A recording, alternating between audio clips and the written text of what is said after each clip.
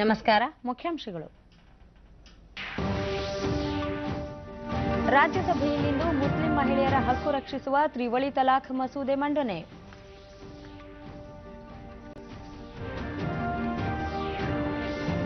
ಹೊಸ ವರ್ಷಾಚರಣೆಗೆ ಕ್ಷಣಗಣನೆ. ದೆಹಲಿ ಸೇರಿದಂತೆ ದೇಶಾದ್ಯಂತ ಬಿಗಿ ಭದ್ರತೆ.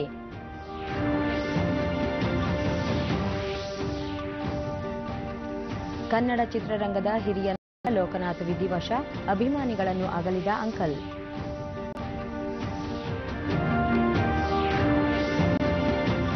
ಜಮ್ಮು ಕಾಶ್ಮೀರದಲ್ಲಿ ನುಸುಳುಕೋರರ ಸಂಚು ವಿಫಲಗೊಳಿಸಿದ ಭಾರತೀಯ ಸೇನೆ. ದುಷ್ಕರ್ಮಿಗಳಿಬ್ಬರು ಹತ.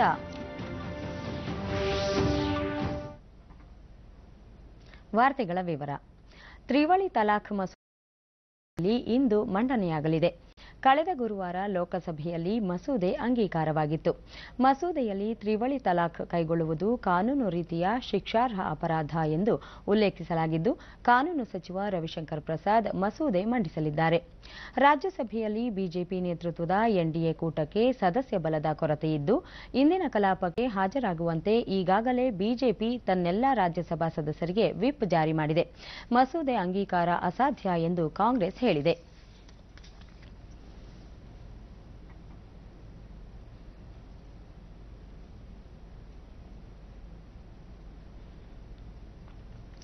ಪ್ರಧಾನಿ ನರೇಂದ್ರ ಮೋದಿ ಪಂಜಾಬ್ನ ಜಲಂಧರ್ನಲ್ಲಿ ಜನವರಿ 3ರಂದು ಭಾರತೀಯ ವಿಜ್ಞಾನ ಸಮ್ಮೇಳನ ಉದ್ಘಾಟಿಸಲಿದ್ದಾರೆ. ಭವಿಷ್ಯದ ಭಾರತ ವಿಜ್ಞಾನ ಮತ್ತು ತಂತ್ರಜ್ಞಾನದ 106ನೇ ಆವೃತ್ತಿ ಇದಾಗಿದೆ.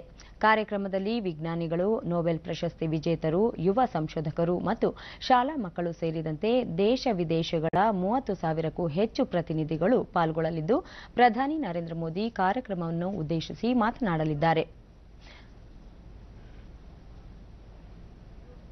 ಸಮ್ಮೇಳನದಲ್ಲಿ 100ಕ್ಕೂ ಹೆಚ್ಚು ಸಮಾವೇಶಗಳು ನಡೆಯಲಿದ್ದು, ಡಿಆರ್ಡಿಒ, ಇಸ್ರೋ, ಏಮ್ಸ್, ಯುಜಿಸಿ ಸೇರಿದಂತೆ ಭಾರತ, ಅಮೆರಿಕ, ಯುರೋಪ್ ದೇಶದ ಹಲವು ವಿಶ್ವವಿದ್ಯಾಲಯಗಳ ವಿಜ್ಞಾನಿಗಳು ಹಾಗೂ ತಂತ್ರಜ್ಞರು ಪಾಲ್ಗೊಳ್ಳಲಿದ್ದಾರೆ.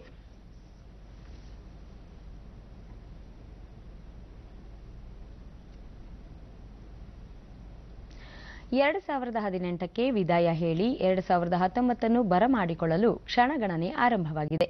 ಹೊಸ ವರ್ಷಾಚರಣೆ ಹಿನ್ನೆಲೆಯಲ್ಲಿ ರಾಷ್ಟ್ರ ರಾಜಧಾನಿ ದೆಹಲಿ ಸೇರಿದಂತೆ ಎಲ್ಲ ಪ್ರಮುಖ ನಗರಗಳಲ್ಲಿ ಬಿಗಿ ಬಂದೋಬಸ್ತ್ ಏರ್ಪಡಿಸಲಾಗಿದೆ. ದೆಹಲಿಯ ಸೂಕ್ಷ್ಮ ಪ್ರದೇಶಗಳು, ರೈಲ್ವೆ ಸಜ್ಜುಗೊಳಿಸಲಾಗಿದೆ. ಬೆಂಗಳೂರು ನಗರಾದ್ಯಂತ ಮುನ್ನೆಚ್ಚರಿಕಾ ಕ್ರಮವಾಗಿ ಜನನಿಬಿಡ ಪ್ರದೇಶಗಳಾದ ರೈಲು, ಬಸ್ಸು ನಿಲ್ದಾಣ, ಕಬ್ಬನ್ ಪಾರ್ಕ್, ಎಂಜಿ ರಸ್ತೆ ಸೇರಿದಂತೆ ಹಲವೆಡೆ ಶ್ವಾನದಳ ಹಾಗೂ ಬಾಂಬ್ ನಿಷ್ಕ್ರಿಯ ದಳ ಪರಿಶೀಲನೆ ನಡೆಸಿದೆ.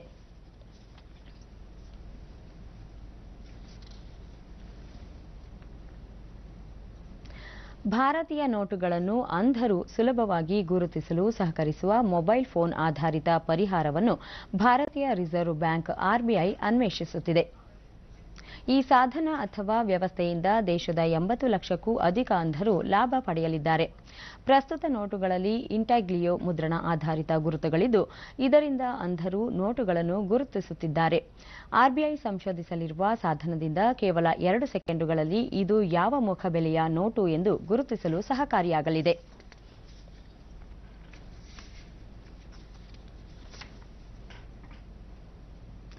ಕನ್ನಡ ಚಿತ್ರರಂಗದ ಹಿರಿಯ ನಟ ಲೋಕನಾಥ್ ಬೆಂಗಳೂರಿನಲ್ಲಿ ವಿಧಿವಶರಾಗಿದ್ದಾರೆ.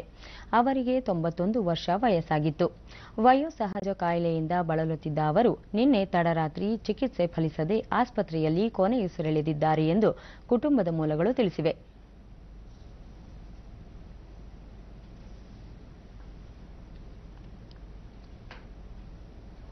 1927 ಆಗಸ್ಟ್ 14ರಂದು ಜನಿಸಿದ್ದ ಅವರು 1970ರಲ್ಲಿ ಚಿತ್ರರಂಗಕ್ಕೆ ಪಾದಾರ್ಪಣೆ ಮಾಡಿದರು. 1,000ಕ್ಕೂ ಹೆಚ್ಚು ನಾಟಕಗಳು, 650 ಸಿನಿಮಾಗಳಲ್ಲಿ ನಟಿಸಿ ಅಂಕಲ್ ಲೋಕನಾಥ್ ಎಂದೇ ಜನಪ್ರಿಯರಾಗಿದ್ದರು. ಅಪಾರ ಅಭಿಮಾನಿಗಳನ್ನು ಅಗಲಿರುವ ಲೋಕನಾಥ್ ಪಾರ್ಥಿವ ಶರೀರದ ಅಂತಿಮ ದರ್ಶನಕ್ಕೆ ಮಧ್ಯಾಹ್ನ 2:30ರವರೆಗೆ ರವೀಂದ್ರ ಕಲಾಕ್ಷೇತ್ರದಲ್ಲಿ ವ್ಯವಸ್ಥೆ ಮಾಡಲಾಗಿದೆ.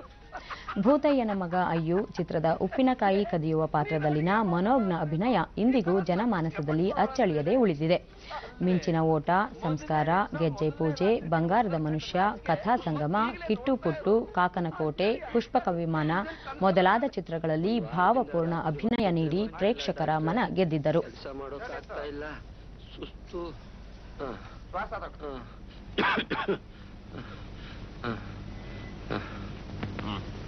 ಕೃಷ್ಣ, ಇವನಿಗೆ ಸ್ವಲ್ಪ ಸ್ಲೀಪಿಂಗ್ ಟ್ಯಾಬ್ಲೆಟ್ಸ್ ಕೊಡು. ನಾನು ಹೋಗ್ಬಿಟ್ಟು ಕೈದಿ ನೋಡ್ಕೊಂಡ್ ಬರ್ತೀನಿ. ಆಗ್ಲಿ ಸರ್. ಆಯ್ತಾ ಕಂಪೌಂಡ್ರೆ? ಆಯ್ತಾಯ್ತು. ಮುದ್ಕ, ನಿಂಗೆ ಸ್ವಲ್ಪ ಜ್ಞಾನ ಇಲ್ವಾ? ಸುಮ್ಮನೆ ಬಂದ ಪ್ರಾಣ ತಿಂತಾರೆ. ತಕೋ, ಹೋಗು. ನಮಸ್ಕಾರ. ಇನ್ನೊಂದ್ಸಲ ಬರಬೇಡ. ರಾತ್ರಿ 12 ಗಂಟೆಗೆ ಸೆಂಟ್ರಿ ಬಾಕ್ಸ್ ಡ್ಯೂಟಿ ಚೇಂಜ್ ಆಗುತ್ತೆ. ಇನ್ನೊಬ್ಬ ಬಂದಲ್ಲಿ ಇನ್ನೋಕೆ 3-4 ನಿಮಿಷ ಆಗುತ್ತೆ. ಅಷ್ಟರಲ್ಲಿ ನಾವು ಗೋಡೆ ಹಾರು ಹೋಗ್ಬೇಕು.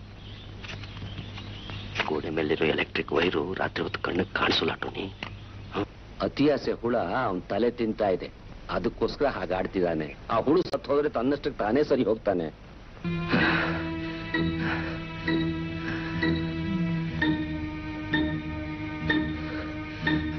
ರಾಘವೇಂದ್ರ, ರಾಘವೇಂದ್ರ.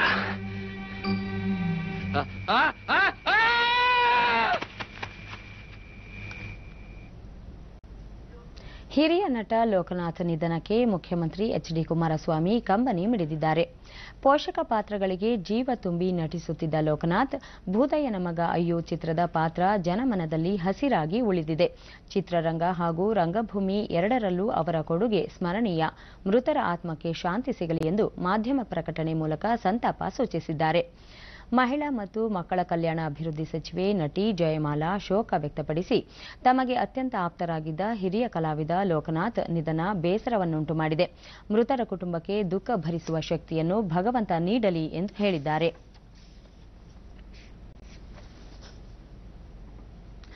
ಅಯೋಧ್ಯೆಯಲ್ಲಿ ರಾಮ ಮಂದಿರ ನಿರ್ಮಾಣ ದೇಶದ ಜನರ ಭಾವನೆಗಳಿಗೆ ಜೋಡಣೆಯಾಗಿದೆಯೇ ಹೊರತು ಬಿಜೆಪಿ ಅದನ್ನು ರಾಜಕೀಯ ಉದ್ದೇಶಕ್ಕೆ ಬಳಸಿಕೊಳ್ಳುತ್ತಿಲ್ಲ ಎಂದು ಉತ್ತರ ಪ್ರದೇಶ ಮುಖ್ಯಮಂತ್ರಿ ಯೋಗಿ ಆದಿತ್ಯನಾಥ್ ಸ್ಪಷ್ಟಪಡಿಸಿದ್ದಾರೆ. ಡಿಡಿ ನ್ಯೂಸ್ಗೆ ನೀಡಿದ ಸಂದರ್ಶನದಲ್ಲಿ, ರಾಮ ಜನ್ಮಭೂಮಿಯಲ್ಲಿ ಮಂದಿರ ನಿರ್ಮಿಸಬೇಕೆಂಬುದು ಹಿಂದೂಗಳ ಆಶಯವಾಗಿದೆ. ಈ ಬಗ್ಗೆ ನಮ್ಮ ಸರ್ಕಾರ ಸುಪ್ರೀಂ ಕೋರ್ಟ್ಗೆ ಮನವರಿಕೆ ಮಾಡಿಕೊಟ್ಟಿದ್ದು, ದೇಶದ ವಿಕಾಸ ಹಾಗೂ ಸೌಹಾರ್ದತೆಗಾಗಿ ಈ ಪ್ರಕರಣವನ್ನು ಆದಷ್ಟು ಬೇಗ ಇತ್ಯರ್ಥಗೊಳಿಸುವಂತೆ ಮನವಿ ಮಾಡಿದೆ ಎಂದು ತಿಳಿಸಿದ್ದಾರೆ. सुप्रीम कोर्ट में स्वयं हमारी सरकार ने राम जन्मभूमि से जुड़े हुए इन सभी मामलों के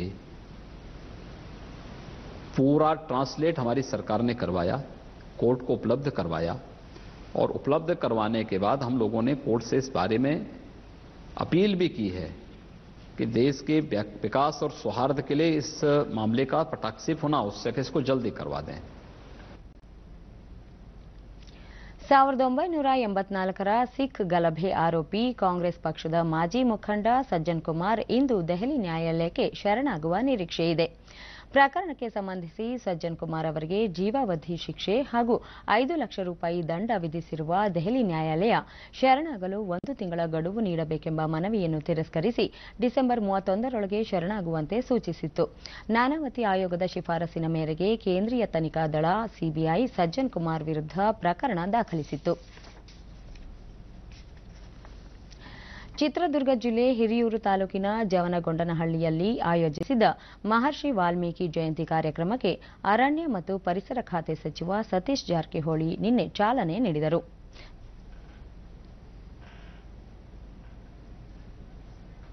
ಬಳಿಕ ಅವರು ರಾಜ್ಯದ ವಾಲ್ಮೀಕಿ ಸಮುದಾಯಕ್ಕೆ ಶೇಕಡಾ 7.5ರಷ್ಟು ಮೀಸಲಾತಿ ಜಾರಿಗೆ ಕಾಂಗ್ರೆಸ್ ಸೇರಿದಂತೆ ಎಲ್ಲ ರಾಜಕೀಯ ಪಕ್ಷಗಳ ಜನಪ್ರತಿನಿಧಿಗಳು ಪ್ರಯತ್ನಿಸುತ್ತಿದ್ದಾರೆ ಎಂದು ಹೇಳಿದರು. ಎಸ್ಸಿ/ಎಸ್ಟಿ ಬಡ್ತಿ ಮೀಸಲಾತಿಗೆ ಇರುವ ಸಮಸ್ಯೆಗಳನ್ನು ಸರ್ಕಾರ ನಿವಾರಿಸಬೇಕು ಎಂದರು. ಮಹರ್ಷಿ ವಾಲ್ಮೀಕಿ ಬರೆದ ರಾಮಾಯಣದಲ್ಲಿನ ವಿಚಾರಧಾರೆಗಳನ್ನು ಎಲ್ಲರೂ ಅಳವಡಿಸಿಕೊಂಡರೆ ಸಮಾಜದಲ್ಲಿ ಸಕಾರಾತ್ಮಕ ಬದಲಾವಣೆಗೆ ಸಹಕಾರಿಯಾಗುತ್ತದೆ ಎಂದು ಹೇಳಿದರು.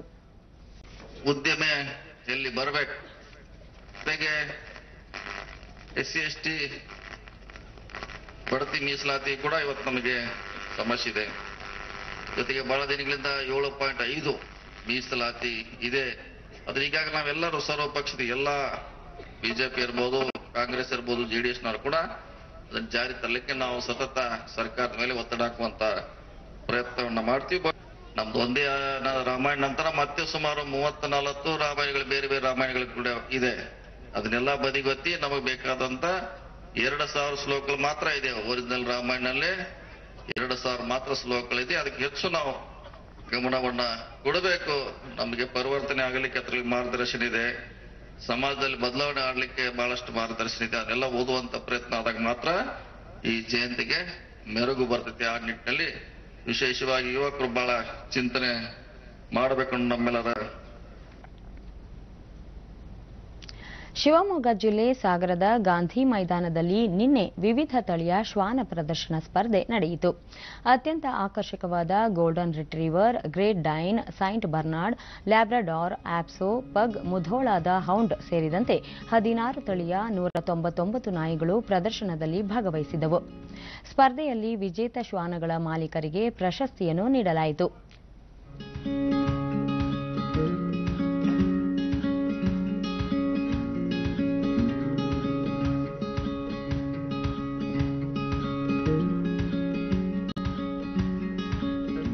ಕರಾವಳಿ ತೀರದಲ್ಲಿ ಶ್ವಾನ ತಜ್ಞ ಅವಿನಾಶ್ ಜೋಗಳೇಕರ್, ಶ್ವಾನ ಪ್ರದರ್ಶನದಿಂದ ಜನರಿಗೆ ಪ್ರಾಣಿಗಳನ್ನು ಸಾಕಲು ಪ್ರೇರಣೆಯಾಗುತ್ತದೆ ಎಂದರು. ಕೆಲಸಗಳು ಮನುಷ್ಯ ಮಾಡಬೇಕು ಅಂತ ನಂದು.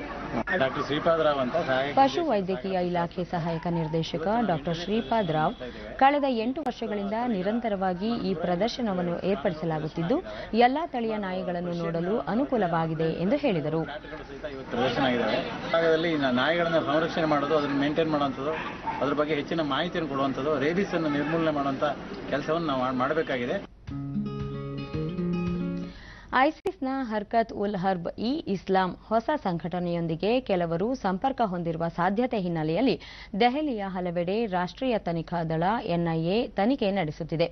ಈ ಬಗ್ಗೆ ಮಾಹಿತಿ ನೀಡಿರುವ ಎನ್ಐಎ ಮೂಲಗಳು ನಿನ್ನೆ ದೆಹಲಿಯ ಜಫರಾಬಾದ್ ಪ್ರದೇಶದಲ್ಲಿ ತನಿಖೆ ಕೈಗೊಂಡು ಕೆಲ ಶಂಕಿತರನ್ನು ವಿಚಾರಣೆಗೆ ಒಳಪಡಿಸಿರುವುದಾಗಿ ತಿಳಿಸಿದೆ. ದೆಹಲಿಯ ಜನನಿಬಿಡ ಪ್ರದೇಶ ಹಾಗೂ ರಾಜಕೀಯ ಮುಖಂಡರನ್ನು ಗುರಿಯಾಗಿಸಿ ದಾಳಿಗೆ ಸಂಚು ರೂಪಿಸಿದ್ದ ಆರೋಪದಲ್ಲಿ ಕಳೆದ 4 ದಿನಗಳ ಹಿಂದೆ 10 ಶಂಕಿತರು ಹಾಗೂ ಅಪಾರ ಪ್ರಮಾಣದ ಶಸ್ತ್ರಾಸ್ತ್ರಗಳನ್ನು ವಶಕ್ಕೆ ಪಡೆದುಕೊಂಡ ನಂತರ ಎನ್ಐಎ ತನಿಖೆಯನ್ನು ಮತ್ತಷ್ಟು ಚುರುಕುಗೊಳಿಸಿದೆ. ಜಮ್ಮು ಕಾಶ್ಮೀರದ ಬಾರಾಮುಲ್ಲಾ ಜಿಲ್ಲೆಯ ನಾಗಾಂವ್ ಸಮೀಪದ ಗಡಿ ರೇಖೆಯ ಬಳಿ ಒಳನುಸುಳುವಿಕೆ ಸಂಚನ್ನು ಭಾರತೀಯ ಸೇನೆ ವಿಫಲಗೊಳಿಸಿದೆ. ದುಷ್ಕರ್ಮಿಗಳು ಭಾರತದ ಗಡಿ ನುಸುಳುತ್ತಿರುವುದನ್ನು ಗಮನಿಸಿದ ಭಾರತೀಯ ಯೋಧರು ಗುಂಡಿನ ದಾಳಿ ನಡೆಸಿದಾಗ ಪಾಕಿಸ್ತಾನ ಶಿಬಿರದಿಂದ ತೀವ್ರ ಪ್ರತಿರೋಧ ವ್ಯಕ್ತವಾಗಿ ನಿನ್ನೆ ರಾತ್ರಿಯಿಡೀ ಗುಂಡಿನ ಚಕಮಕಿ ನಡೆದಿದೆ. ದಟ್ಟ ಅರಣ್ಯದಲ್ಲಿ ಚಳಿಯ ನಡುವೆ ಶೋಧ ಕಾರ್ಯ ಕೈಗೊಂಡ ಯೋಧರು ಪಾಕಿಸ್ತಾನ ಯೋಧರ ಸಮವಸ್ತ್ರ ಧರಿಸಿದ್ದ ನುಸುಳುಕೋರರಿಬ್ಬರನ್ನು ಗುಂಡಿಟ್ಟು ಹತ್ಯೆಗೈದಿದ್ದಾರೆ. ನುಸುಳುಕೋರರ ಬಳಿಯಿದ್ದ ಅಪಾರ ಪ್ರಮಾಣದ ಶಸ್ತ್ರಾಸ್ತ್ರ ವಶಪಡಿಸಿಕೊಂಡಿರುವುದಾಗಿ ರಕ್ಷಣಾ ಮೂಲಗಳು ತಿಳಿಸಿವೆ. ಉತ್ತರ ಭಾರತದ ಹಲವೆಡೆ ಶೀತಗಾಳಿ ಮುಂದುವರೆದಿದೆ. ರಾಷ್ಟ್ರ ರಾಜಧಾನಿ ದೆಹಲಿ, ಪಂಜಾಬ್, ಹರಿಯಾಣ, ಉತ್ತರಾಖಂಡ್ ಸೇರಿದಂತೆ ಹಲವು ಪ್ರದೇಶಗಳಲ್ಲಿ ಕನಿಷ್ಠ ತಾಪಮಾನ ದಾಖಲಾಗಿದೆ. ಮುಂದಿನ 3-4 ದಿನ ಉತ್ತರ ಬಯಲು ಪ್ರದೇಶ ಹಾಗೂ ಈಶಾನ್ಯ ರಾಜ್ಯಗಳಲ್ಲಿ ಶೀತಗಾಳಿ ಮುಂದುವರಿಯಲಿದೆ ಎಂದು ಹವಾಮಾನ ಇಲಾಖೆ ತಿಳಿಸಿದೆ. ಪಂಜಾಬ್, ಹರಿಯಾಣ, ಒಡಿಶಾಗಳಲ್ಲಿ ನಿನ್ನೆ ಅತ್ಯಂತ ಕಡಿಮೆ 3 ಡಿಗ್ರಿ ಸೆಲ್ಸಿಯಸ್ ತಾಪಮಾನ ದಾಖಲಾಗಿತ್ತು ಎಂದು ತಿಳಿದುಬಂದಿದೆ.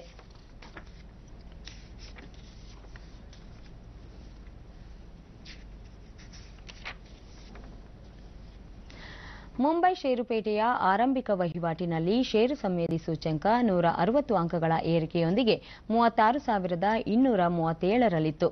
ರಾಷ್ಟ್ರೀಯ ಸಂವೇದಿ ಸೂಚ್ಯಂಕ ನಿಫ್ಟಿ 50 ಅಂಕಗಳ ಏರಿಕೆಯೊಂದಿಗೆ 10,910ರಲ್ಲಿತ್ತು. ಅಂತಾರಾಷ್ಟ್ರೀಯ ಮಾರುಕಟ್ಟೆಯಲ್ಲಿ ಡಾಲರ್ ಎದುರು ರೂಪಾಯಿ ಮೌಲ್ಯ 20 ಪೈಸೆಯಷ್ಟು ಬಲಗೊಂಡಿದ್ದು 69.75ರಲ್ಲಿತ್ತು. ಕೊನೆಯಲ್ಲಿ ಮತ್ತೊಮ್ಮೆ ಮುಖ್ಯಾಂಶಗಳು. ರಾಜ್ಯಸಭೆಯಲ್ಲಿಂದು ಮುಸ್ಲಿಂ ಮಹಿಳೆಯರ ಹಕ್ಕು ರಕ್ಷಿಸುವ ತ್ರಿವಳಿ ತಲಾಖ್ ಮಸೂದೆ ಮಂಡನೆ.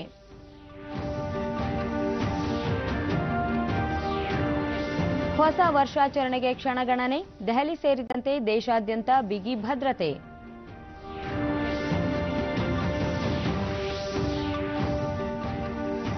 ಕನ್ನಡ ಚಿತ್ರರಂಗದ ಹಿರಿಯ ನಟ ಲೋಕನಾಥ್ ವಿಧಿವಶ, ಅಭಿಮಾನಿಗಳನ್ನು ಅಗಲಿದ ಅಂಕಲ್.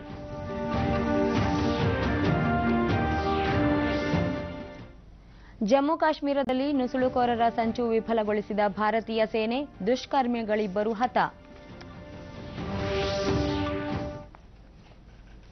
ನಮ್ಮ ಮುಂದಿನ ವಾರ್ತಾ ಪ್ರಸಾರ ಮಧ್ಯಾಹ್ನ 1 ಗಂಟೆಗೆ ಚಂದನದಲ್ಲಿ. ನಮಸ್ಕಾರ.